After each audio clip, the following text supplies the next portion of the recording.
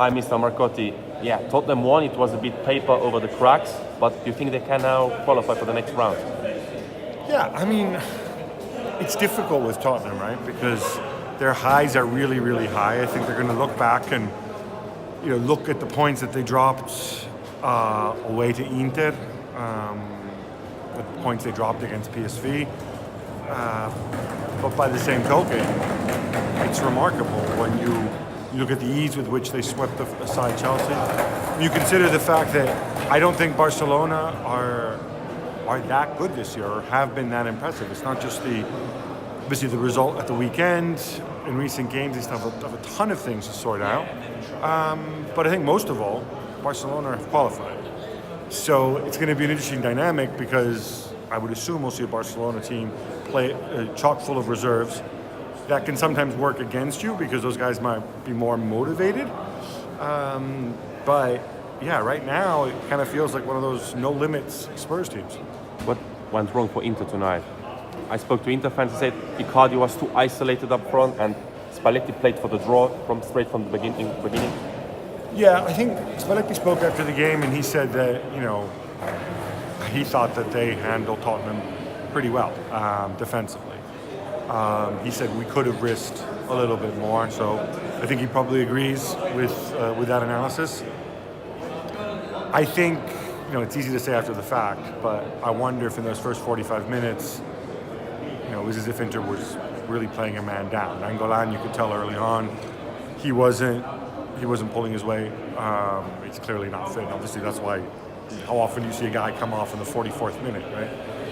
So that was something that's there too. But I also think, much as I want to see Inter do well, I think you also have to be realistic about where Inter are and where they are in this championship. I mean, the first leg, tremendous reaction or whatever, but they were outplayed by Tottenham.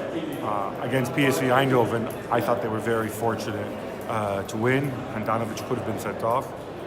And even against Barcelona in the return leg, the 1-1, they scored a goal really, really late.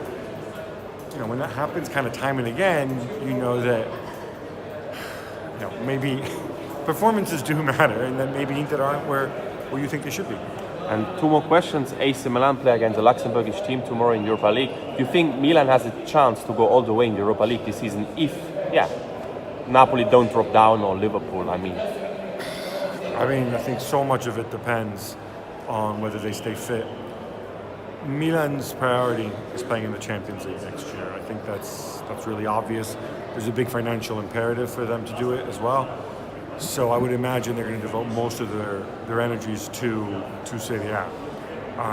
Obviously, you get to the Champions League as well by winning the Europa League, but there's going to be strong teams dropping down. It's a long competition. I don't think they're going to focus on that really until the latter stages. Ibrahimovic to Milan, all but done. Everybody seems so confident about this. I don't really see the logic in it. You've built this team for Higuain. You have Cutrone. Ibrahimovic makes sense if you're going to send Higuain back to Juve in January, but I don't think there's a mechanism in which to do that. Milan need help. They need help because they've had serious season-ending injuries, season-defining injuries, and I think that's going to be their focus in January. Can we say that the glory days are back for Serie A? If you look at the big players who came now, Cristiano Ronaldo, Pastore, Kluivert, Paquetá, Ibrahimovic, players that were wanted by other European clubs as well. Can we say Serie A is getting back to where it used to be in the 90s, early 2000s? Well, Ibrahimovic isn't back yet. We don't know if Paqueta's pretty good because otherwise, we all thought Gabriele was a special player, right? And, we saw how that worked out.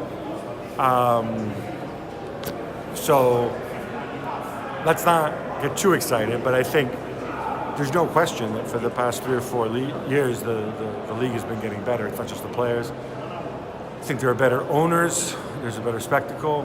Fans are back. Inter, 62,000 fans average this season. They're the 6th team in Europe by attendance, which is, I think, absolutely tremendous when you consider we're not talking about a team that's done well over the past 7-8 years. So I think there's a lot of reason to be optimistic of the future. Tremendous young players, both Italian and non-Italian. So let's wait and see. I think the gap with the Premier League and with La Liga still remains sizable. You know, I think that's only going to change when you get another big force, whether it's the Milan or it's two Milan clubs. I think that's really what's been missing from Serie A. You know, these two huge clubs that for the last 5-6 years have punched below their weight. When they come back, I think then we can talk. I forgot to ask you, where do you think Milinkovic-Savic will end up? I don't know. Part of me thinks that Lotito probably regrets not selling him when like he had Belotti, the chance. Cairo Belotti, a bit. Yeah, a bit like Belotti. I think, you know, with Belotti there's physical issues, I think, as well. But Milinkovic-Savic, I don't know. The thing is, even when he's good, he has such an unusual skill set that I don't think he's that easy to integrate in any team. I think, you know, he needs to be in a team that is built for him.